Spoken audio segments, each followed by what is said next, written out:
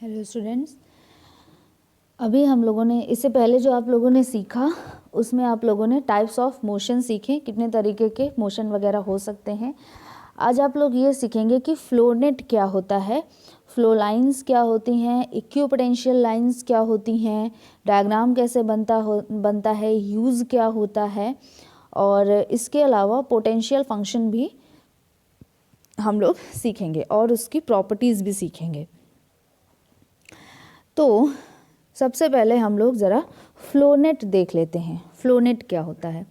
Suppose कोई ऐसा case है जैसे कि ये मान लीजिए एक डैम है जिसमें ऐसे ये वाटर जो है इधर साइड फिल है, ये इधर ये इसका बेस है, इधर बेस है।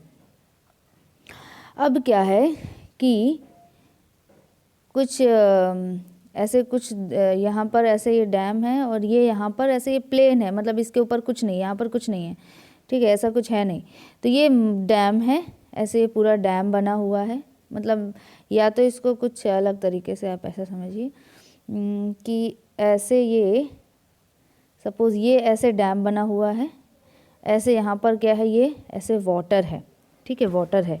और इधर साइड क्या है, ये इतना ऊपर नहीं लेकिन मैंने बस शो किया है, ये क्या है, ये सरफेस है, ये भी क्या है इधर ये ऐसे सरफेस है। अब होगा क्या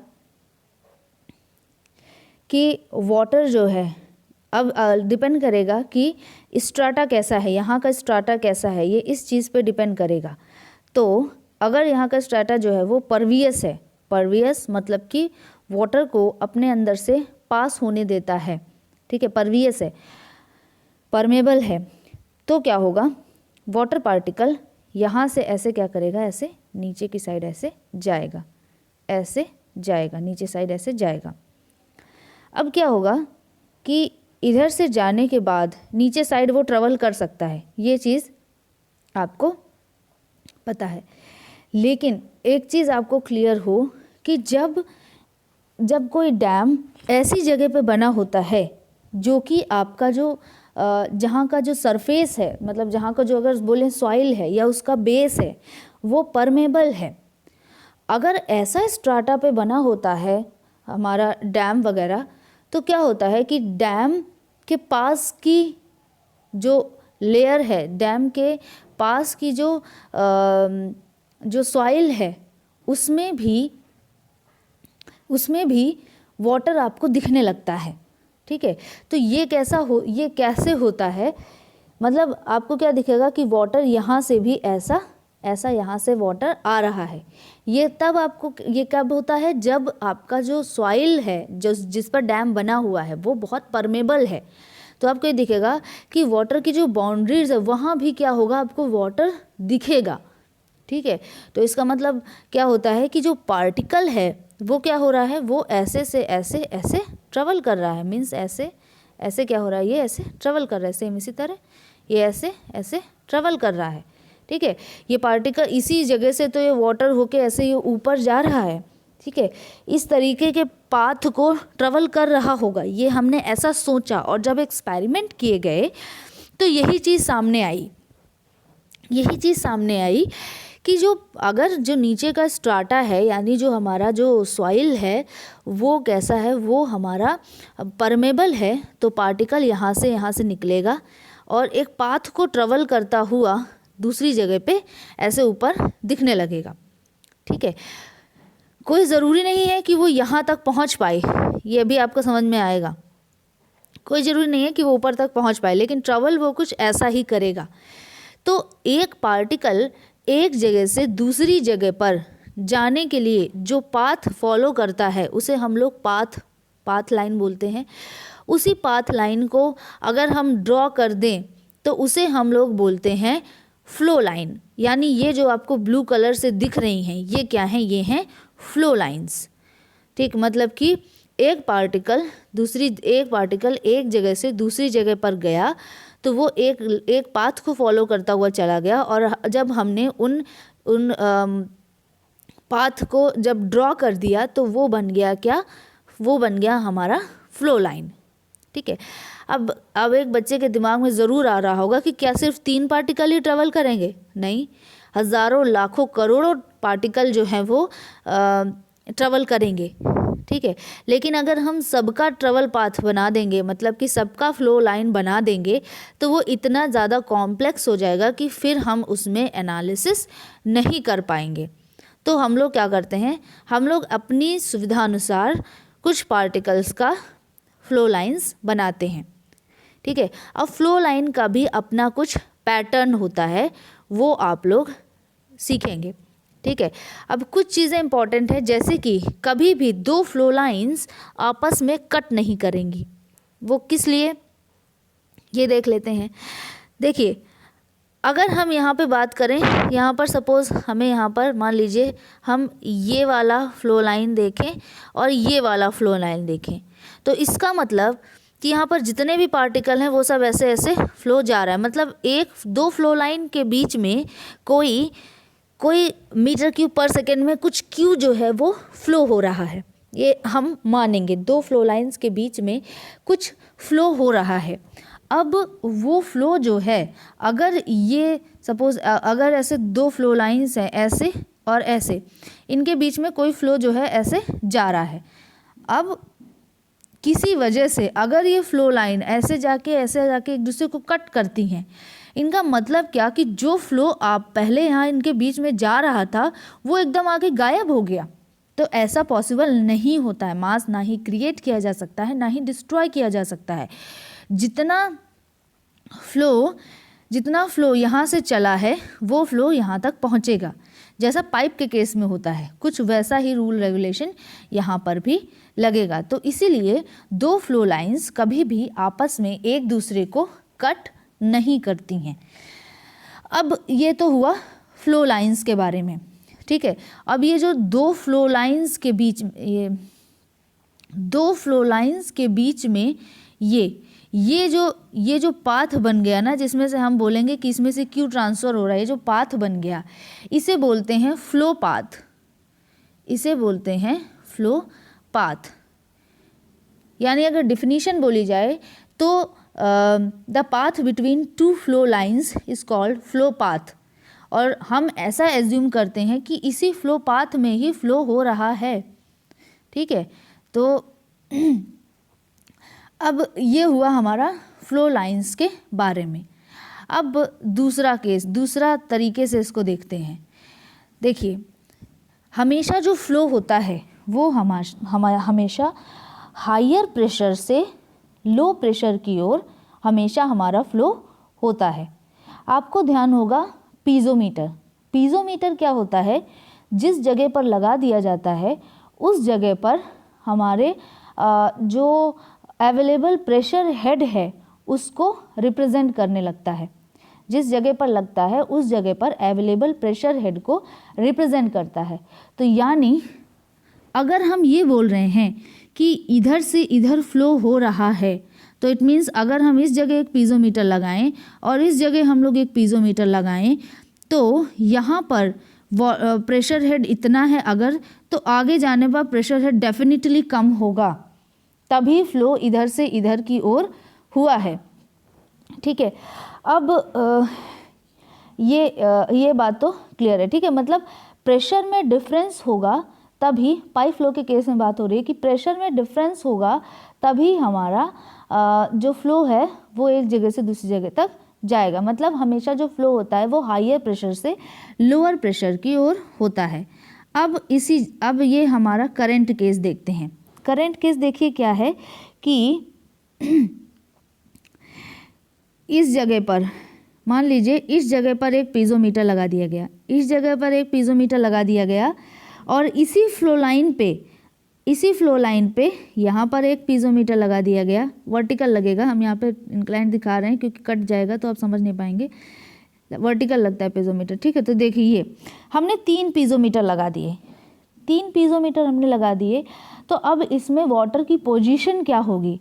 वाटर की पोजीशन कुछ इस तरह होगी, जैसे मान लीजिए यहाँ पर अवेलेबल प्रेशर हेड है 10, ठीक, और यहाँ पर अवेलेबल प्रेशर हेड है मान लीजिए 0 है, यहाँ पर अवेलेबल प्रेशर हेड है 0, होना ही होगा 0, अदरवाइज वाटर क्या होगा और ऊपर तक यहाँ पर ऐसे वाटर का लेवल हो जाता अगर 0 हम नहीं मानते तो, ठीक।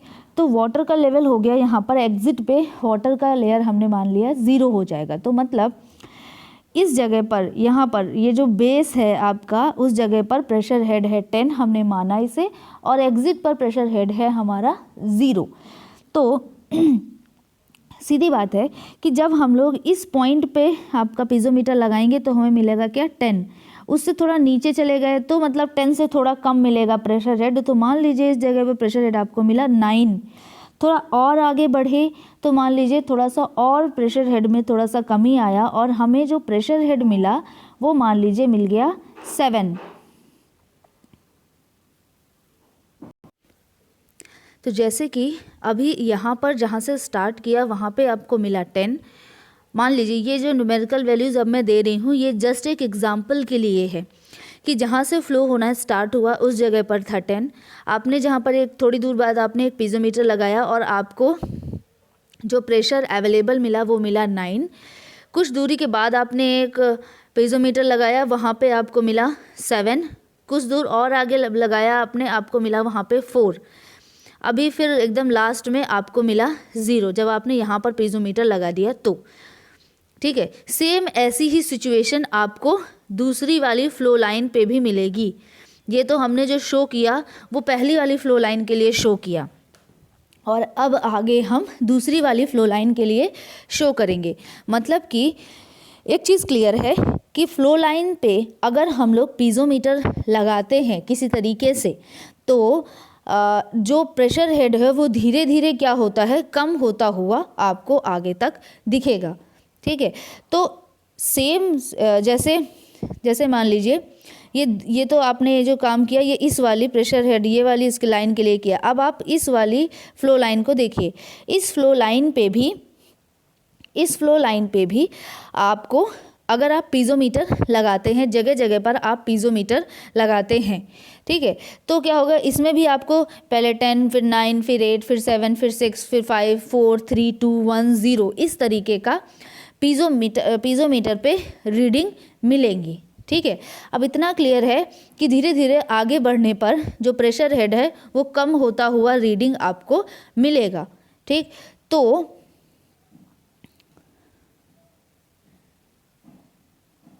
तो देखिए, मान लीजिए इस पॉइंट पर पीजोमीटर लगाने पर आपको रीडिंग मिल रही थी प्रेशर हेड की 8। इसी तरह इस पॉइंट पर लगाने पर पीजोमीटर लगाने पर आपको रीडिंग मिल रही थी 8। इस पॉइंट पर प्रेशर हेड लगाने पर आपको रीडिंग मिल रही थी 8। इसी तरह आगे इस पॉइंट पर प्रेशर हेड लगाने पर रीडिंग मिली सपोज 5, इस पॉइंट पर मिल रही थी 5, इस पॉइंट पर मिल रही थी 5, आगे 3, इस पॉइंट पे 3, इस पॉइंट पे 3, ऐसे कुछ मिल रहा था। तो अगर आप सेम प्रेशर हेड रखने वाले पॉइंट्स को मिला देते हैं, सेम प्रेशर हेड रखने वाले पॉइंट्स को मिला देते हैं, सेम प्रेशर हेड रखने वाले पाइप्स को मिला देते हैं, तब भी आपको कुछ लाइंस मिलेंगी। वो लाइंस आपकी कहलाती हैं इक्विपोटेंशियल लाइन। सेम पोटेंशियल होता है उनमें, इक्विपोटेंशियल लाइन, मतलब कि जिन पॉइंट्स में पोटेंशियल सेम है, मतलब कि जिन पॉइंट का प्रेशर हेड सेम है, ऐसे पॉइंट्स को जब मिला दिया जाता है तो वो जो एक लाइन बन जाती है मिलाने पर, वो क्या होती है, इक्विपोटेंशियल लाइन होती है।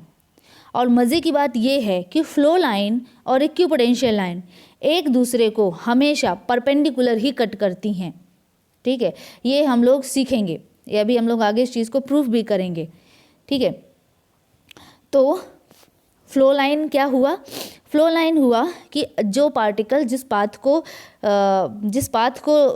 को फॉलो करता हुआ एक पॉइंट से दूसरे पॉइंट तक जा रहा है, अगर आप उसके पाथ को ड्रॉ कर दें तो वो होता है फ्लो लाइन। और फिर अगर आप उसी जो आपने जो एरिया लिया हुआ है कंसिडरेशन के लिए, उसी एरिया में आप सेम प्रेशर हेड रखने वाले पॉइंट्स को आपस में जोड़ दें तो भी आपको कई लाइंस मिल जाएंगी। उन लाइंस को हम बोलते हैं इक्विपोटेंशियल लाइन। फ्लो लाइंस और इक्विपोटेंशियल लाइन दोनों एक दूसरे को 90 डिग्री पे कट करती हैं। फ्लो लाइंस कभी दो फ्लो लाइंस कभी आपस में एक दूसरे को कट नहीं करती हैं, क्योंकि इसका मतलब होता है कि जो उन दोनों फ्लो लाइन के बीच में, यानी जो फ्लो पाथ था वो पहले वो सीधे एक पॉइंट पे आके गायब हो गया, तो ये पॉसिबल नहीं है। मास ना ही क्रिएट किया जा सकता है, ना ही डिस्ट्रॉय किया जा सकता है। सेम इसी तरह दो इक्विपोटेंशियल लाइन कभी एक दूसरे को कट नहीं करती हैं, क्योंकि एक इक्विपोटेंशियल लाइन ड्रॉ होने का मतलब है कुछ प्रेशर हेड, दूसरी इक्विपोटेंशियल लाइन ड्रॉ होने का मतलब है कुछ दूसरा प्रेशर हेड। दोनों के एक दूसरे के कट हो जाने का मतलब है दो अलग अलग वैल्यूज़ का बाद में जाके सेम हो जाना, तो ये पॉसिबल नहीं है। अगर कोई डिजिट जो है पहले 10 थी बाद और वही डिजिट कोई दूसरी डिजिट थी बाद में 8 थी, तो कहीं कोई ऐसी कंडीशन नहीं होगी कि 10 8 के बराबर हो जाए, ऐसा नहीं हो सकता। तो इक्विपोटेंशियल लाइन कभी एक दूसरे को कट नहीं कर सकती। सेम उसी तरह फ्लो लाइंस कभी एक दूसरे को कट नहीं कर सकती। फ्लो लाइंस और इक्विपोटेंशियल लाइन आपस में एक दूसरे को परपेंडिकुलर कट करती हैं। अब देखिए फ्लो लाइंस, अब मैं एक साफ सा डायग्राम बना देती हूँ। सपोज़ ये ऐसे डैम है और ये आपका ऐसे सरफेस है, ऐसा कुछ है, ठीक है। तो ये फ्लो लाइंस ड्रॉ की हमने, ये फ्लो लाइंस ड्रॉ हैं, ठीक है, और ये इक्विपोटेंशियल लाइन ड्रॉ है, ये इक्विपोटेंशियल लाइन ड्रॉ है, ठीक है। ये भी एक इक्विपोटेंशियल लाइन होगी, ये भी एक इक्विपोटेंशियल लाइन होगी।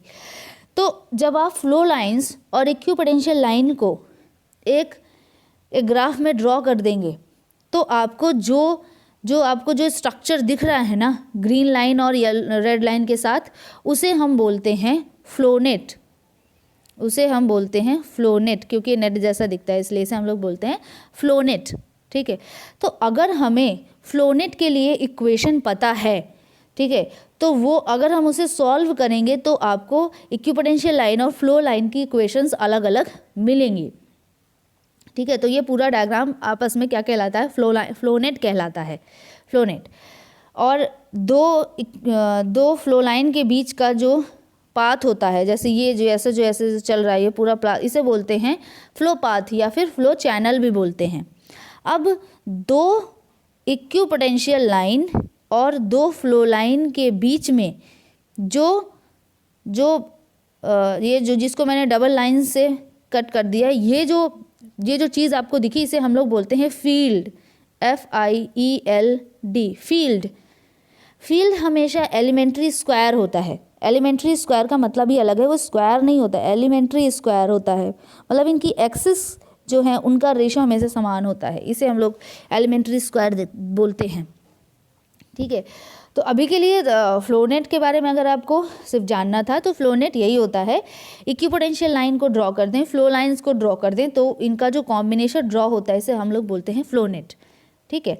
तो आपने क्या क्या सीखा, आपने सीखा फ्लो लाइन, इक्विपोटेंशियल लाइन सीखा, फ्लोनेट सीखा, फ्लो पाथ, फ्लो चैनल और फील्ड, ये सब क्या होता है, इतनी चीज़ें आपने सीखी। अब हम लोग देखते हैं कि वेलोसिटी पोटेंशियल फंक्शन क्या होता है, ठीक।